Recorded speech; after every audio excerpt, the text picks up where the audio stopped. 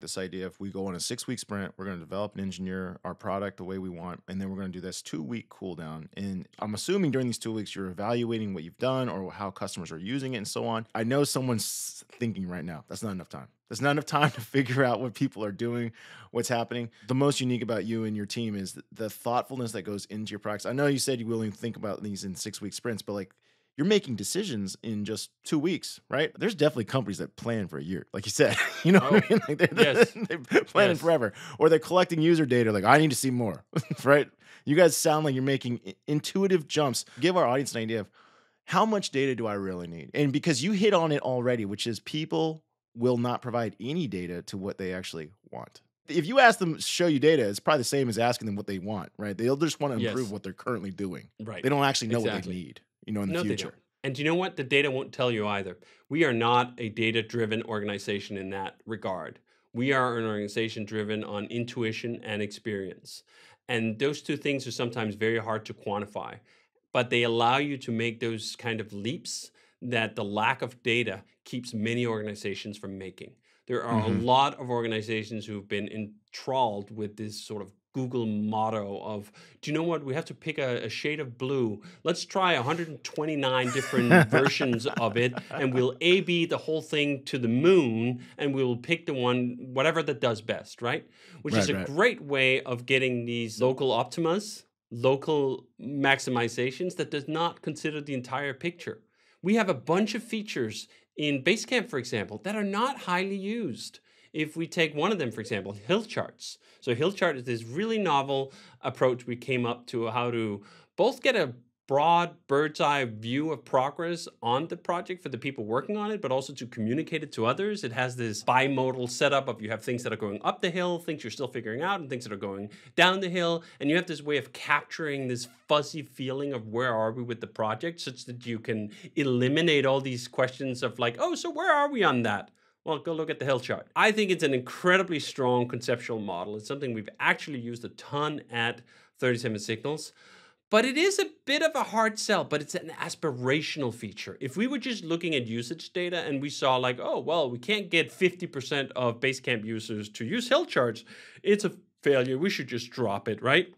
We would have missed that aspect of it. It's an inspirational feature. You have it because it's part of the appeal of the whole product is that we're striving to be something more than just like, oh, I don't know, working on the backlog. Even if that's what we're doing right now, people need aspiration in their lives, right? You look at this in all sorts of products where they get this totally. A Rolex Deep Ocean watch can go down to, I don't know, whatever, 4,000 meters. Do you know how many buyers of the Deep Ocean go down to 4,000 meters? No. Zero. Absolutely zero. Yeah, It yeah. has literally been probably tested once, but there's an aspirational, like I could do that with this product. Or a Bugatti Veyron that'll do 400 kilometers an hour. How many people are doing 400 kilometers an hour in their Bugatti Veyron? Zero. Absolutely zero. Or if they ever do it, they do it once. This is something we understand in many forms of product development. This is something that software developers, I think, don't quite understand, but this is something we've internalized dearly. So we try actually to actively counteract the data-driven approach. Now, that's not to say that we never look at data. Sometimes the data will give you answers, but you have to be damn sure that you're asking the right question. And that is often the much harder task, is to figuring out what is the right question. And is that question one that can be answered by data? I think a lot of organizations work the other way around. Which kind of questions can we pose against this data? Those are the Mhm. ones we'll ask. Yeah, well, I'm sorry. This is how we get the software that we have today. A bunch of user hostile stuff that's full of micro optimizations. This is why we had websites that would just pop up of sign up for my newsletter. There's more in your cart. Here's 15% off. They're all individually A/B tested bricks that'll lead you on a road to hell. I have that same frame of thought, which is, so we'll use, for example, our show right now. People have said, well, we need to do more surveys. We need to do more surveys. But it's like, but the surveys will only tell you what the people who choose to answer the survey will tell you. The Yes, real question we want to know is, why don't people listen, right? So we have 1 million bingo. downloads plus a year, but who is not listening? Why have they not selected us to listen to? That's the question. And there is no data on that because it's not possible to collect. We don't know why. We would have to make a guess. So I always tell our team, we have to make guesses. If we want to raise our ratings, we got to guess. There's no data to support it. I like the word guess because it's honest, right? Like we're not sure. But it also sometimes undersells it a little bit. You're not just guessing blindly. You're guessing on the basis of intuition. Why are you good at what you do? Well, because you've developed an intuition for what's right. Why are we good at making software? Well, because we've kind of been doing it for 30 years each. And even before that we had an intuition that was developed. And you can trust that. And I think this is one of these errors of getting captured by data. And I think you can get captured by data. You can get captured by your customers, existing customers, not prospective ones. You can get captured by your audience. And in this data spewing world that we have today, where literally there are faucets of data just open, spewing out everywhere, it seems like that is the logical, rational thing to do. To be data-driven is a compliment in most circles.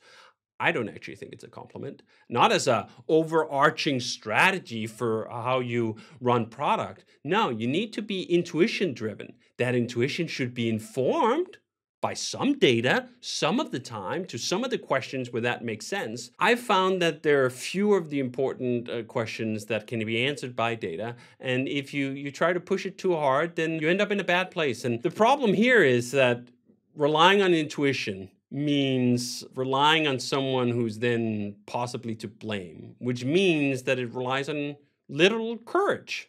In the face of the unknown, do you dare go forth with your best ideas for how things should work? And if those ideas come up flat and don't turn out, what happens then? In some organizations, maybe you get your head chopped off, right? In our organization, we accept that we will be wrong. This intuition will take us down blind alleys sometimes. And when we hit a blind alley, we say, oh, well, that's the price of having an intuition. Let's turn back and go the other way. And that's fine. Most decisions, most of the times, are reversible, particularly when it comes to product development. And it's the only way you can develop this kind of intuition is by making calls, many of them, moving on and keeping up the pace. This is the other problem with data. It takes too damn long.